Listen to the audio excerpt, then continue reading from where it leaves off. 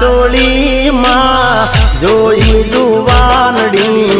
16 વર્ષની છે સુંદરી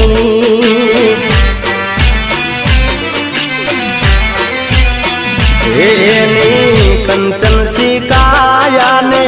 કેડે પાતળડી આરસ પારસની છે પૂતળી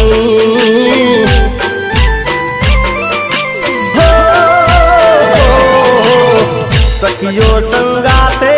તો મીઠું મલકતી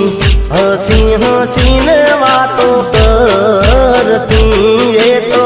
તાલી આપીને વાતો